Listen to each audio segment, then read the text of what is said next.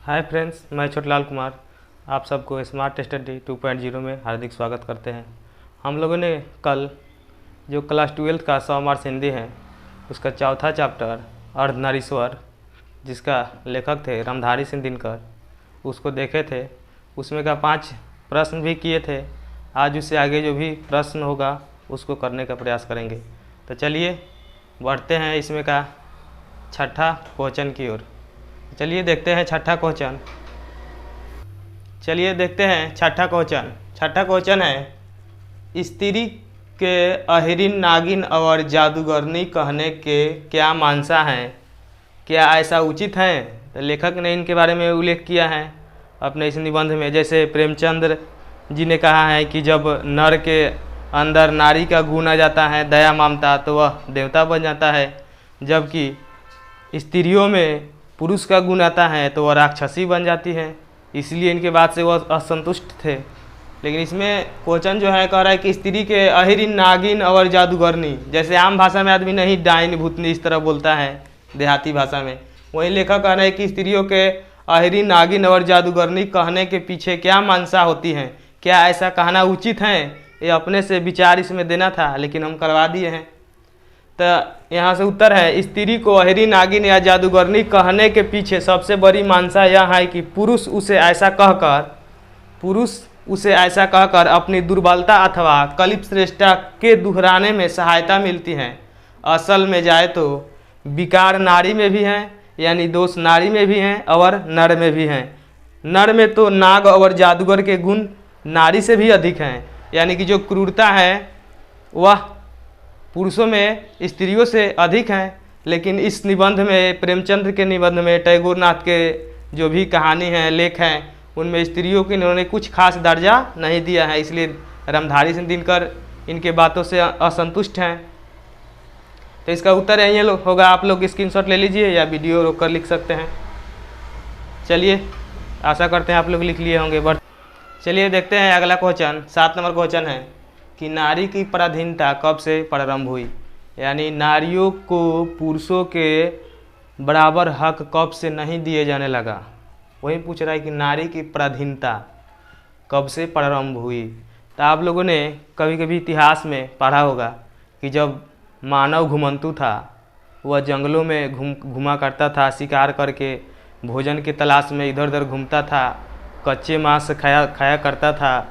उसके बाद जंगलों में पत्थरों के घर्षण से आग लगा होगा, सभी जानवर मर गए होंगे, भूख प्यास से छटपटाने के कारण उन लोगों को कुछ खाने को नहीं मिलता होगा। उसके बाद वह पका हुआ मांस खाया होगा। उसके बाद वो आग का खोज हुआ पूरा पाषाण काल में। धीरे धीरे मानव ने और सभ्य हुआ, उसके अंदर और ज्ञान बढ़ा। मानव ने उसके बाद खेती करना स्टार्ट किया, कबीले बनाकर रहना स्टार्ट किया, और उसके बाद जो स्त्रियां हैं उन लोगों को घर में रख दिया गया और पुरुष जो हैं उसको बाहर रख दिया गया। उसी समय से इन लोगों की पराधीनता प्रारंभ होती है। ऐसे आप इसे आगे जाइएगा, जब ग्रेजुएशन करिएगा हिस्ट्री से ग्रेजुएशन करिएगा तो इसमें और इतिहास में ये सब पढ़ना है। ऐसे भी आप लोग देखिए थे कि जिस भी इंसान के दिमाग में फर्स्ट बात छप जाता है वही वो बार बार करता है। यही स्टार्ट हुआ वहाँ से स्त्रियों की पराधीनता।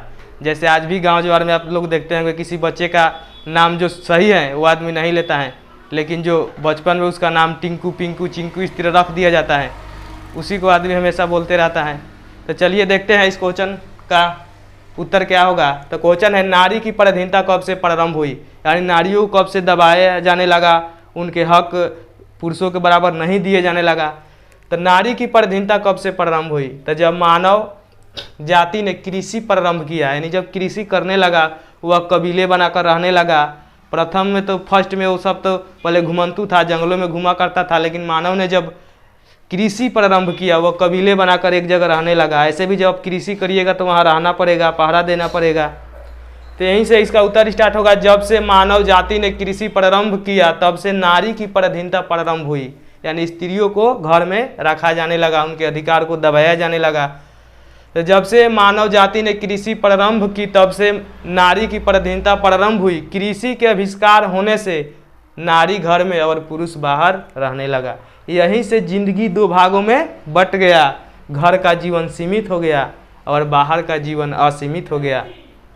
इसी तरह पुरुष स्त्रियों के अधिकार को दबाता गया। तो चलिए इस वीडियो को रोककर आप लोग इसको लिख सकते हैं या स्क्रीनशॉट ले सकते हैं। चलिए हम आशा करते हैं आप लोग ने लिख लिए होंगे। बढ़ते हैं हम अगले क्वेश्चन की ओर। चलिए देखते हैं इसमें का 8 नंबर क्वेश्चन 8 नंबर क्वेश्चन है जो व्याख्या करने वाला है। तो 8 का क नंबर है कि प्रत्येक पत्नी अपने पति को बहुत कुछ उसी दृष्टि से देखती हैं जिस दृष्टि से यहाँ लाता हो जाएगा, जिस दृष्टि से लाता अपने वृक्ष को देखती है। यानी कि आप लोग को बताए थे कि व्याख्या करने से पहले सबसे पहले इस बात को ध्यान में रखा जाता है कि व्याख्या करते समय जो पंक्तियां हैं उस किस कहानी या कविता से लिया गया है। इस कहानी या कविता के माध्यम से लेखक ने हमें क्या बताने का प्रयास किया है। तो चलिए हम इसको पढ़ देते हैं। यहाँ से लिख दिए व्याख्या। प्रस्तुत पंक्तियाँ अर्धनारीश्वर पाठ से संकलित रामधारी सिंह बानी से लिया गया है। इस पंक्ति के माध्यम से लेखक नारी जाति की पराधीनता की बात बताई है। आज प्रत्येक पुरुष अपने पत्नी को फूलों सा आनंदमय भार वाला समझता है। उसको न तो काम दिया जाता है, न ही उसको बाहर कहीं निकलने दिया जाता है। फूलों सा आनंदमय भार वाला समझता है और प्रत्येक पत्नी अपने पति को बहुत कुछ उसी दृष्टि से देखती है जिस दृष्टि से लाता अपने वृक्ष को देखती है। अर्थात वो देखती है कि हमारा कोई अस्तित्व नहीं है, हमारा सब कुछ हमारा पति ही है। इसी आजकल गांव देहात में बहुत कुछ ऐसा चल रहा है, जैसे कि किसी लड़की का शादी उसके मर्जी के खिलाफ या उसके पति के पास अधिक पैसा है इस तरह कर दिया जाता है, जबकि पास उसके एडुकेशन नहीं करने दिया जाता है और आगे चलकर वह पूरी तरह अपने पति पर डिपेंड हो जाती हैं। इस तरह बहुत दिक्कत होता है। तो यही इसमें समझाने का लेखक ने प्रयास किया है कि स्त्रियां अपने आप को मतलब अपने पति पर ही पूरा डिपेंड रहती हैं। जिस तरह लाता जो है अपने वृक्ष पर पूरी तरह डिपेंड रहता है, उसी तरह पत्नियां अपने पति पर पूरी तरह डिपेंड होती हैं। तो चलिए इसको आप स्क्रीनशॉट ले सकते हैं या वीडियो रोककर लिख सकते हैं। इसमें का जो ख नंबर व्याख्या करने वाले हैं उसको देखते हैं। चलिए देखते हैं 8 का ख नंबर क्वेश्चन अभी व्याख्या करने वाला है। दिया है कि जिस पुरुष में नारीत्व न अपूर्ण है, जिस पुरुष में नारीत्व न, यहाँ न हो जाएगा, नारीत्व न अपूर्ण है, यानी जिस पुरुष में नारी का गुण नहीं है, दया ममता इत्यादि, वह अपूर्ण है। इसका व्याख्या करना है। व्याख्या करने से पहले आप लोग को बताए भी थे, डेली बता भी रहे हैं। तो व्याख्या यहाँ से लिखे। प्रस्तुत पंक्तियाँ अर्धनारीश्वर पाठ से संकलित रामधारी सिंह बानी से लिया गया है। लेखक का कहना है या लेखक कहना चाहते हैं, ऐसा बिल्कुल नहीं है, नर के अंदर नारी का गुण नहीं होना चाहिए। ऐसा बिल्कुल नहीं है कि नर के अंदर नारी का गुण नहीं होना चाहिए। अर्धनारीश्वर का मतलब ही होता है आधा नर और आधा नारी, दोनों एक दूसरे के बिना अधूरा है। अतः पुरुष में भी नारीत्व यानी कि नारी का गुण होना चाहिए। ऐसा नहीं है तो वह अपूर्ण है। ऐसे भी इस अपने निबंध में इन्होंने बताया है कि जब पुरुष के अंदर स्त्री का गुण आ जाता है तो वह देवता बन जाता है। लेकिन पुरुष त्रैण का मतलब सही तो आप लोग नहीं समझते होंगे। पुरुष त्रैण का मतलब होता है, जैसे कि देहात भाषा में नहीं बोलते हैं, जोरू का गुलाम। यानी कि जैसे मान लीजिए किसी की बीवी बीमार है या प्रेग्नेंट है, उसका हस्बैंड जो है उसका हेल्प कर देता है या जो भी काम करती है उसमें हाथ बांट देता है। तो एक गाँव जवान में लोग बोलता है जोरू का गुलाम है, अरे बकचोद, वो अपने बीवी का हेल्प कर रहा है। ये सब करना नारीत्व गुण आने से पुरुष का जो व्यक्तित्व है धूमिल न होकर और निखर जाता है। ऐसा रामधारी सिंह दिनकर ने अपने निबंध में बताया है। ऐसा सही भी है, करना भी चाहिए। चलिए तो बढ़ते हैं अगले 9 नंबर क्वेश्चन की ओर। अगला क्वेश्चन 9 नंबर क्वेश्चन है कि जिसे पुरुष अपना कर्म क्षेत्र मानता है वह नारी का भी है कर्म क्षेत्र। कैसे? यानी जो कर्म क्षेत्र पुरुष का है वह नारी का भी है। अर्थात इस क्वेश्चन के माध्यम से कवि ने हमसे जानने का प्रयास किया है कि समाज में जो दर्जा पुरुष को दिया जाता है वह भी दर्जा स्त्री को भी दिया जाना चाहिए। कैसे? क्या यह बात से सहमत हैं? तो इसका उत्तर होगा नारी केवल नर को रिझाने या उसे प्रेरणा देने को नहीं बनी है। जीवन यज्ञ में उनका भी अपना हिस्सा है, यानी पुरुष का जितना हिस्सा है इस समाज में उनका भी उतना हक है, और वह हिस्सा घर तक ही सीमित नहीं है, बाहर भी है। जिसे पुरुष अपना कर्म क्षेत्र मानता है वह नारी का भी कर्म क्षेत्र है। यानी इस क्वेश्चन के माध्यम से कवि ने यह हम लोगों से जानने का प्रयास किया है कि समाज में जो दर्जा पुरुषों को दिया जा रहा है क्या वो स्त्रियों को दिया जाना चाहिए। दोनों का कर्म क्षेत्र एक है तो हाँ है, यानी कि नारी केवल नर को रिझाने या उसे प्रेरणा देने को नहीं बनी है। जीवन यज्ञ में उनका भी अपना हिस्सा है, और वह हिस्सा घर तक ही सीमित नहीं है, वह बाहर भी है।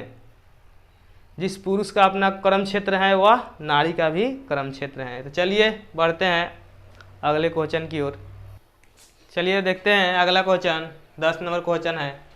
अर्धनारीश्वर निबंध में रविंद्र अर्धनारीश्वर निबंध में दिनकर जी को व्यक्त विचारों का सार प्रस्तुत करें। यानी कि क्वेश्चन इसका मान लीजिए सारांश लिखना है, तो जो भी इसका शॉर्ट फॉर्म है, यानी किसी कहानी कविता या निबंध का जो शॉर्ट फॉर्म होता है, यानी जो लंबा कहानी होता है उसको छोटा रूप में इतना सही ढंग से विस्तारित कर दिया जाए ताकि लंबा जो कहानी है वो शॉर्टकट में हो भी जाए और किसी भी व्यक्ति को वह कहानी अच्छा से समझ में भी आ जाए। उसे सारांश कहते हैं या सार कहते हैं। तो इस निबंध को एकदम शॉर्ट फॉर्म में लिखना है, और इसमें क्या बात उतना लंबा निबंध करके लेखक ने बताने का प्रयास किया है उसको छोट करके समझा देना ही क्या कहलाता है, सारांश कहलाता है। तो चलिए हम यहाँ लिखे हैं, हमारा बोर्ड कुछ छोट है, आप लोग और थोड़ा जोड़ भी सकते हैं या इतना ही सही है। तो यहाँ से उत्तर होगा अर्धनारीश्वर पाठ का निबंधकार रामधारी सिंह दिनकर जी हैं। दिनकर जी कहते हैं अर्धनारीश्वर शंकर और पार्वती का कल्पित रूप है जिसका आधा अंग पुरुष और आधा अंग नारी का होता है। निबंधकार कहते हैं कि नारी पुरुष गुणों के दृष्टि से समान है, यानी नारी और पुरुष गुणों के दृष्टि से समान है। यदि नर में दया ममता सेवा आदि की विशेषता आ जाए तो उसका व्यक्तित्व धूमिल ना होकर उसका जो व्यक्तित्व है धूमिल नहीं होता है बल्कि और निखर जाता है। इसी तरह प्रत्येक स्त्री में पुरुष का गुण होता है, परंतु उसे कोमल शरीर वाली, पुरुषों को आनंद देने वाली रचना, घर की दीवारों में रहने वाली मानसिकता उसे अलग बना देती हैं। तो इस पूरे कहानी का यह सार है जो दिनकर जी कहने का प्रयास किए हैं। तो चलिए आज हम लोगों ने इस वीडियो में इस पाठ का जो भी प्रश्न उत्तर था वो करने का प्रयास किए और पूरा कर भी लिए। तो चलिए हमारे साथ जुड़े रहिए और बिहार बोर्ड से रिलेटेड पढ़ते रहिए। ऑल सब्जेक्ट हम इसी तरह ऑल चैप्टर वाइज पढ़ाते